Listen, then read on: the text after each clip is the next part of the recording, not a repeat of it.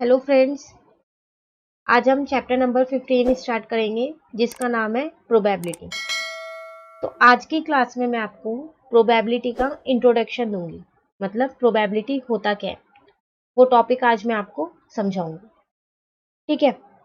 तो प्रोबेबिलिटी जैसे ये वर्ड आपने पहले भी सुना होगा, अब आप 10th क्लास में हो तो ये वर्ड हम 6th 7th 8th 9th सब क्लास में सुनते आ रहे हैं। वर्ड जो है मेरा प्रोबेबिलिटी है क्या ये, तो होता क्या है ये कुछ नहीं है। प्रोबेबिलिटी इज डिफाइंड, क्या डिफाइन किया गया है यहाँ पर, as the numerical measure of likelihood of something to happen.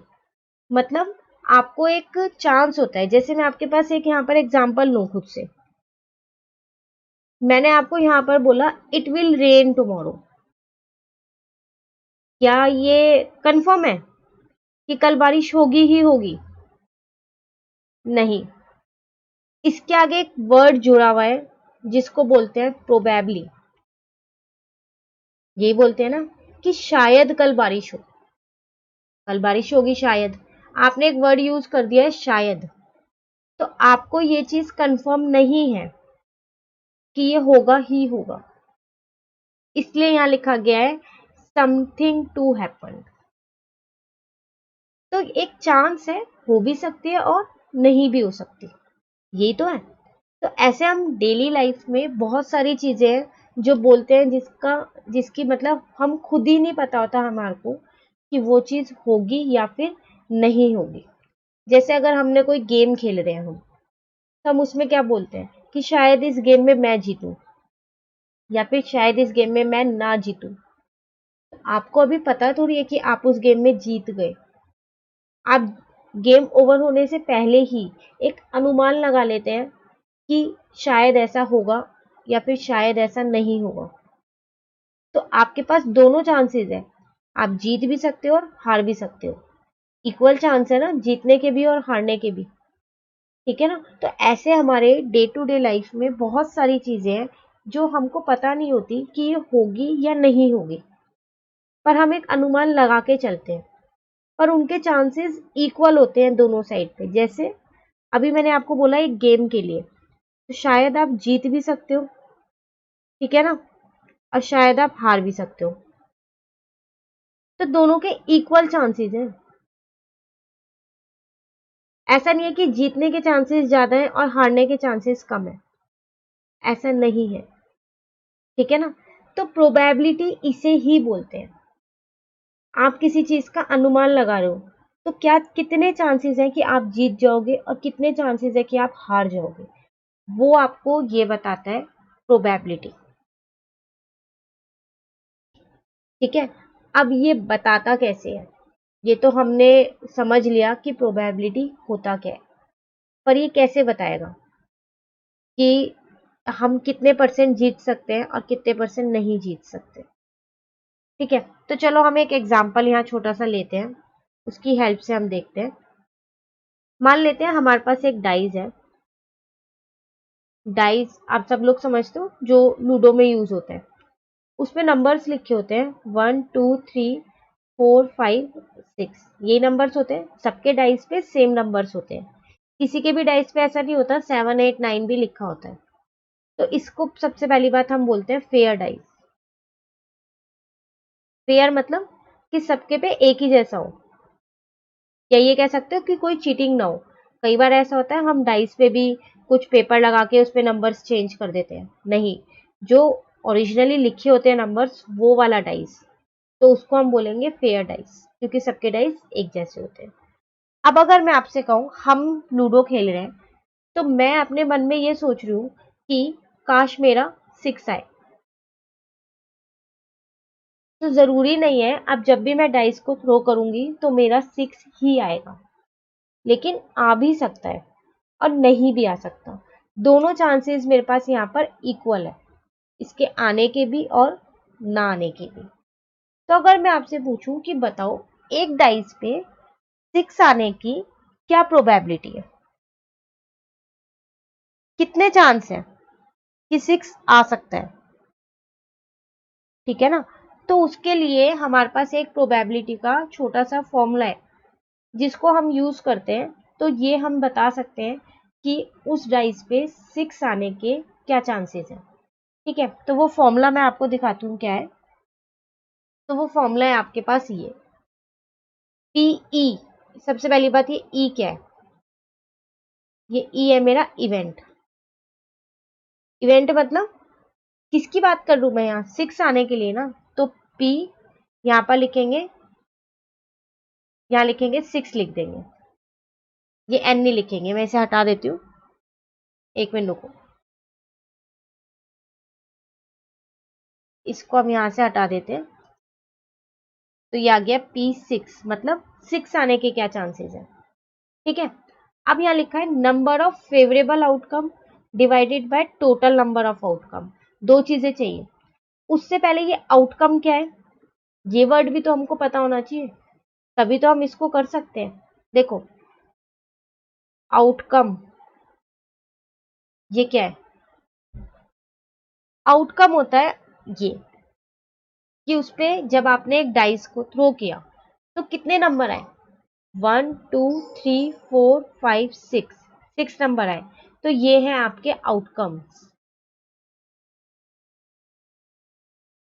ठीक है, तो जब भी आप कोई एक्सपेरिमेंट करते हो, जैसे आपने यहाँ डाइस थ्रो किया, वो एक्सपेरिमेंट करना हुआ, एक्सपेरिमेंट करना ही हुआ ना वो, तो एक्सपेरिमेंट करने के बाद उसमें जो जो रिजल्ट आया, जब आपने डाइस थ्रो किया तो ये रिजल्ट आपका आ सकता है, आ सकता है ना ये रिजल्ट, तो उसको बोलते हैं हम आउटकम्स। ठीक है, तो अब आपको पता चल गया आउटकम्स क्या है।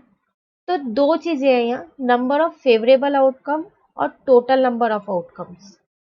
तो टोटल नंबर ऑफ आउटकम्स तो मेरे को यहाँ पता चल रहा है 1 2 3 4 5 6, तो नीचे तो मेरा 6 आ गया, क्योंकि मेरे पास टोटल आउटकम 6 है, काउंट करके मैंने यहाँ लिख दिया। अब वो मुझसे कह रहा है ऊपर number of favourable outcome. Favourable outcome मतलब जिसकी प्रोबेबिलिटी आपको निकालनी है, किसकी निकालनी है, 6 की निकालनी है। मैं यही तो सोच रही थी जब हम लूडो खेल रहे थे कि मेरे नेक्स्ट चांस में 6 आए, तो 6 की प्रोबेबिलिटी निकालनी है। तो 6 आप बताओ इसमें आउटकम्स में कितनी बार लिखा है, तो अगर आप ध्यान से देखो तो इसमें एक ही बार 6 लिखा हुआ है, तो फिर एक ही चांस है उसके आने के। एक बार जब आप डाइस थ्रो करोगे तो एक ही चांस होगा ना, आ सकता है, तो मैंने इसलिए यहाँ लिख दिया 1, वो है मेरा नंबर ऑफ फेवरेबल आउटकम।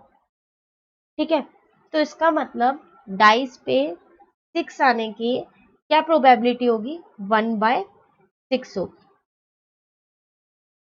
ठीक है, अब आप किसी भी नंबर की प्रोबेबिलिटी निकाल सकते हो, किसकी हेल्प से, इस फॉर्मूले की हेल्प से। कैसे, अगर मैं आपसे बोलूं आप बताओ मुझे कि डाइस पे 4 आने की क्या प्रोबेबिलिटी है, तो आप क्या करोगे, आप यहाँ लिखोगे P और यहाँ लिखोगे 4। कितनी बार 4 लिखा है यहाँ, एक ही बार तो लिखा है, इसका मतलब एक बार चांस है 4 आने का।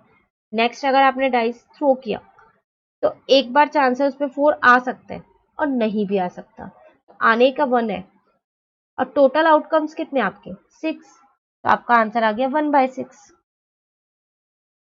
ठीक है ना, तो ये आपकी क्या हो गई, प्रोबेबिलिटी। तो अब आप किसी भी नंबर की निकाल सकते हो, और खाली डाइस के ही नहीं, आप कोई भी एक्सपेरिमेंट करो, लेकिन वो फेयर एक्सपेरिमेंट होना चाहिए। फेयर मतलब जिसके चांसेस इक्वली हो। जैसे अगर मैं आपको एक और एग्जांपल यहाँ पर दूं, कॉइन आप सब लोग जानते हो, इस पे दो चीजें होती हैं, एक हेड और एक टेल, यही दो होती है ना, क्या इसके अलावा कॉइन पे कुछ और मिलता है आपको, नहीं, तो आप इस कॉइन को फेयर कॉइन कह सकते हो, क्योंकि सबके कॉइन पे हेड और टेल ही होता है। वो अलग बात है आप टेल की जगह भी हेड ही लगा दो पेपर पे लिख के, तो फिर वो फेयर कॉइन नहीं रहेगा। ठीक है ना, तो फेयर का मतलब आपको पता चल गया जिसमें इक्वल चांसेस हो। तो अगर आपने एक कॉइन को टॉस किया तो आपके पास इक्वल चांसेस हैं कि उस पे हेड भी आ सकता है और टेल भी आ सकता है, आ सकता है ना।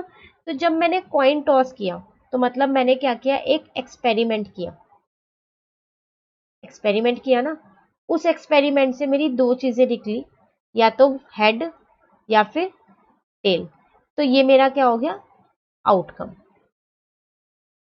अभी मैंने आपको आउटकम्स बताए थे, एक एक्सपेरिमेंट से जो भी रिजल्ट आ सकता है वो मेरे आउटकम्स होते हैं। तो हेड आ सकता है या टेल आ सकता है। अब अगर मैं आपसे बोलूं मुझे टेल की प्रोबेबिलिटी बताओ कि जब मैंने वो कॉइन टॉस किया तो टेल आया, तो सेम फॉर्मूला लगाना है, फॉर्मूला नहीं चेंज होगा। नंबर ऑफ फेवरेबल आउटकम, कितनी बार टेल है, एक ही बार आ सकता है ना tail, 1। Total number of outcomes, कितने आउटकम्स है, 1 2, तो नीचे 2 आ गया। तो ये आ गई आपकी टेल की प्रोबेबिलिटी कि अगर आप एक कॉइन को टॉस करते हो तो टेल आने की क्या प्रोबेबिलिटी है, तो टेल आने की प्रोबेबिलिटी है 1/2। उसी तरीके से आप हेड की भी निकाल सकते हो। ठीक है, तो समझ आया आपको प्रोबेबिलिटी का कंसेप्ट कि हमने अगर किसी की भी हमको प्रोबेबिलिटी बतानी है कि उसके कितने चांसेस हैं, तो हम इस फॉर्मूले की हेल्प से अपनी प्रोबेबिलिटी निकाल सकते हैं। तो ये तो मैंने आपको ये बताया कि 6 आया तो क्या प्रोबेबिलिटी है, 4 आया तो क्या प्रोबेबिलिटी है, टेल आया तो क्या प्रोबेबिलिटी है। आया तो अभी तक हम ये सोच के चल रहे हैं, पर इक्वल चांसेस है नहीं भी आ सकता। तो ये तो आने की प्रोबेबिलिटी है, फिर नहीं आने की क्या प्रोबेबिलिटी होगी, तो वो कैसे बताएंगे। देखो अब वो मैं आपको बताती हूँ, इस स्लाइड को अब मैं हटा देती हूँ, ठीक है ना, इसी पे बताते हैं फिर हम।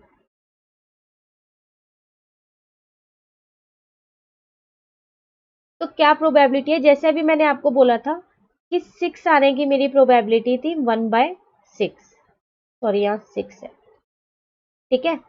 4 आने की मेरी प्रोबेबिलिटी थी 1/6। टेल आने की मेरी प्रोबेबिलिटी थी 1/2। अब अगर मैं आपसे पूछूं कि टेल नहीं आया तो उसकी क्या प्रोबेबिलिटी होगी कि टेल ना आए। अगर एक कॉइन टॉस किया है, मैं ये सोच रही हूँ कि टेल आए ताकि मैं जीत जाऊं, तो जो सामने मेरे साथ है वो क्या सोच रहा होगा कि टेल ना आए। तो अगर मैं उसके पॉइंट ऑफ व्यू से प्रोबेबिलिटी पूछूं तो कि टेल ना आए, तो कैसे लिखेंगे, पी ब्रैकेट में लिखेंगे नॉट टेल या फिर नो टेल, कि टेल ना आए। तो क्या होगी, आप इसको 1 में से माइनस कर दो। तो जब आप इसे 1 में से माइनस करोगे तो आपका कितना आएगा, 1/2। तो आने के चांसेस भी 1/2 है और नहीं आने के चांसेस भी 1/2 है। ये 1 में से इसलिए माइनस किया है क्योंकि आपके पास यहाँ दो इवेंट थे, हेड और टेल। इन दोनों की प्रोबेबिलिटी का सम 1 होता है। तो इन दोनों की ही नहीं, जितने भी आउटकम्स होते हैं उन सबकी प्रोबेबिलिटी का सम 1 होता है। जैसे आपने यहाँ पर डाइस का लिया था, आप पहले 1 की प्रोबेबिलिटी निकालो, 2 की निकालो, 3 की, 4 की, 5 6 सबकी निकाल लो प्रोबेबिलिटी, सबकी 1/6 ही आएगी क्योंकि डाइस पे ये सारे नंबर एक ही बार लिखे हैं, एक से ज्यादा बार किसी भी डाइस पे नहीं लिखे हुए, तो सबकी 1/6 आएगी। तो इसकी भी 1/6 है, इसकी भी 1/6 है, इसकी भी 1/6 है, 4 की भी 1/6 है, 5 की भी और 6 की भी। अब आप प्लस करो इन सबको, जब आप इन सबको प्लस करोगे ना तो आपका आंसर आएगा 1। तो इसका मतलब हमारे जितने भी आउटकम्स होते हैं उन सबकी प्रोबेबिलिटी का सम हमेशा 1 होता है। ठीक है, तो ये एक हमने यहाँ नई चीज देखी कि प्रोबेबिलिटीज का सम 1 होता है। ये सारी चीजें आपको एक्सरसाइज में बहुत हेल्प करेंगी। अगर आपको इंट्रो पता है प्रोबेबिलिटी का कि होती क्या है, क्या क्या इसमें होना चाहिए, किसका सम 1 है, कैसे निकाली जाती है, तो आप एक्सरसाइज बहुत आसानी से कर पाओगे। ठीक है, इसलिए वीडियो को एंड तक जरूर देखना, स्किप मत करना, वरना जो ये इंपॉर्टेंट टॉपिक्स हैं, छोटी छोटी जो चीजें हैं, ये आपकी मिस हो जाएंगी। ठीक है, तो आपको पता चल गया प्रोबेबिलिटी का सम 1 होता है। मैंने आपको ये भी बता दिया कि अगर आपको किसी की प्रोबेबिलिटी निकालनी हो कि वो ना आए तो कैसे निकालेंगे, तो इस 1 में से हम उसको माइनस कर देंगे। अब उसी तरीके से मैं इसकी निकालूं कि डाइस पे 4 ना आए तो कैसे निकालूंगी, P नॉट 4, 1 - 1/6। तो जब आप इसको सॉल्व करोगे तो आपका आंसर आएगा यहाँ पर 6 माइनस 1/6 5/6। तो ना आने के चांसेस ये है और आने के चांसेस ये है। ठीक है, अब आप ऐसे ही 6 का भी निकाल सकते हो, किसी भी नंबर का निकाल सकते हो, या फिर मैं ये कहूँ किसी भी आउटकम का निकाल सकते हो। तो जो भी आप एक्सपेरिमेंट कर रहे हो, अगर वो फेयर एक्सपेरिमेंट है तो उससे आउटकम्स जरूर निकलेंगे। ठीक है, उन आउटकम्स की प्रोबेबिलिटी आप बहुत आसानी से निकाल सकते हो इस फॉर्मूले की हेल्प से, आने की भी और ना आने की भी। आने की तो आप इस फॉर्मूले की हेल्प से निकाल सकते हो, और ना आने के लिए क्या करना है, सिंपल 1 में से उसको माइनस कर दो तो आपको पता चल जाएगा ना आने की क्या प्रोबेबिलिटी है। ठीक है, अब हम अपना इसी प्रोबेबिलिटी के इंट्रोडक्शन में एक नेक्स्ट टॉपिक देखते हैं। जैसे कि आप यहाँ देख रहे हो, मैंने दो चीजें लिखी है यहाँ, एक इम्पॉसिबल इवेंट और एक श्योर इवेंट। सबसे पहले मैं आपको बताती हूँ इम्पॉसिबल इवेंट होता क्या है। नाम ही बता रहा है इम्पॉसिबल, कुछ चीज जो हो नहीं सकती उसे ही तो बोलते हैं इम्पॉसिबल।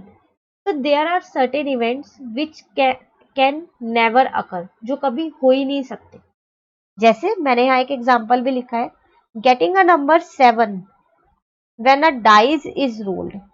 अभी हमने पीछे किया था कि डाइस पे तो 6 नंबर्स आते हैं, आउटकम्स उसके ये थे, यही थे ना। अब मैं अगर आपसे बोलूं कि बताओ 7 आने की क्या प्रोबेबिलिटी है, कि डाइस अगर मैंने थ्रो किया या रोल्ड किया तो उस पर 7 आया, तो 7 तो उसका आउटकम ही नहीं है, तो आएगा कैसे, क्योंकि डाइस पे 7 लिखा ही नहीं है, इसलिए वो इसका आउटकम नहीं है। तो फिर 7 कैसे आएगा, आएगा ही नहीं। तो probability of an impossible event is always 0। तो आप क्या लिखोगे, P7 क्या होगा आपका, 0। ऐसे नहीं लिखोगे कि डाइस पे 7 नहीं आता। ठीक है ना, मतलब वो इवेंट्स जो हो ही नहीं सकते, इम्पॉसिबल इवेंट्स होते हैं, उनकी प्रोबेबिलिटी क्या होती है, हमेशा 0 होती है। ठीक है, तो आपको इम्पॉसिबल इवेंट्स पता चल रहे, तो कुछ नहीं देखना कि आउटकम्स में ढूंढे क्या करें क्या नहीं करें। अगर आपको पता है कि वो इम्पॉसिबल इवेंट है तो उसकी प्रोबेबिलिटी 0 ही होगी। ठीक है, नेक्स्ट मैंने यहाँ पर लिखा है श्योर इवेंट्स। इसका अगर मैं आपको दूसरा नाम बोलूँ ना तो उसको बोलते हैं certain events. Some event surely happen, कुछ इवेंट्स ऐसे होते हैं जो होते ही होते हैं, उनके चांसेस नहीं है कि हो भी सकते हैं नहीं भी हो सकते, नहीं, वो कंफर्म है होंगे ही होंगे। जैसे मैंने यहाँ एग्जांपल लिखा है, एक बहुत आसान सा एग्जांपल लिखा है, sun rises in the east. तो क्या इसके कोई चांस होते हैं कि सनराइज हो भी सकता है और नहीं भी हो सकता, नहीं, ये तो डेली होता है सनराइजेज इन द ईस्ट। क्या इसका कोई मतलब हम अनुमान लगाते हैं इसका, नहीं लगाते। तो ये होते हैं श्योर इवेंट्स जो कंफर्म है, होंगे ही होंगे, और इन्हीं का दूसरा नाम है सर्टेन इवेंट्स। ठीक है, फिर इसकी प्रोबेबिलिटी क्या होगी, तो the probability of sure event is always 1। जो इवेंट कंफर्म है होने ही होने हैं उसकी प्रोबेबिलिटी होती है 1। आप उसको किसी फॉर्मूले से नहीं निकाल सकते, वो आपको पहले से ही पता है कि ये तो कंफर्म है। प्रोबेबिलिटी वो चीज है जिसमें आपको इक्वल चांसेस हो भी सकता है और नहीं भी हो सकता, उस केस में हम प्रोबेबिलिटी निकालते हैं।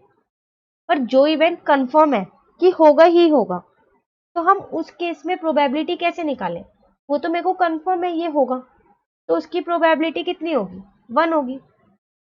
ऐसे इम्पॉसिबल जो नहीं होगा, कंफर्म है ना ये नहीं होगा, तो इसकी प्रोबेबिलिटी क्या करना है निकाल के, ये तो डायरेक्ट पता है मुझे इसकी प्रोबेबिलिटी 0 होगी। ठीक है, तो ये थे मेरी आज की क्लास के कुछ टॉपिक्स जो मैंने प्रोबेबिलिटी के बारे में आपको बताए, इसका इंट्रो दिया। ये वो सारी चीजें हैं जो आपको एग्जाम में बहुत हेल्प करेगी। जैसे कि आप सब जानते हो कि एग्जाम में अब आपको 1 वर्ड्स आते हैं, MCQ आते हैं, तो ये सारी चीजें आपको वहां हेल्प करती हैं। ठीक है ना, तो बिना इंट्रोडक्शन करे हम चैप्टर की एक्सरसाइज स्टार्ट नहीं कर सकते। हमको प्रोबेबिलिटी होता क्या है वो समझना बहुत ज़रूरी है। तो आज की क्लास में मैंने आपको प्रोबेबिलिटी का इंट्रो दे दिया। अब हम नेक्स्ट क्लास से अपनी एक्सरसाइज शुरू करेंगे 15.1। तो अगर आपको ये वीडियो अच्छी लगी तो आप इसे लाइक ज़रूर करना, ताकि मुझे ये लगे कि हाँ, आपको मेरी वीडियोस पसंद आ रही हैं, तो मैं आप लोगों के लिए और ज़्यादा से ज़्यादा वीडियोस बना सकूँ। और इससे इससे रिलेटेड जो इसकी एक्सरसाइज है वो भी मैं आपको पूरी कराऊंगी, और जो सीबीएसई से रिलेटेड इंपॉर्टेंट क्वेश्चंस हैं जो आपके एग्जाम में आए हुए हैं या आने के चांसेस हैं, वो भी मैं आपको अपनी वीडियोस में कराऊंगी। तो आप मेरे चैनल को सब्सक्राइब जरूर कर देना, ताकि आपको इन सब की इंफॉर्मेशन उस पे से मिलती रहे और आपका एग्जाम अच्छे से हो सके। और हाँ, एक चीज़ और, अगर आपने अभी तक बेल आइकन नहीं ऑन किया है तो आप बेल आइकन भी ऑन कर देना, जिन्होंने मेरा चैनल सब्सक्राइब कर रखा है। और जिन्होंने नहीं कर रखा वो चैनल सब्सक्राइब करके बेल आइकन ऑन कर लेना, ताकि आपको नोटिफिकेशन मिल जाए जब भी मैं इसकी एक्सरसाइज के क्वेश्चंस डालूं और सीबीएसई से रिलेटेड कुछ इंपॉर्टेंट क्वेश्चंस डालूं। ठीक है, थैंक यू।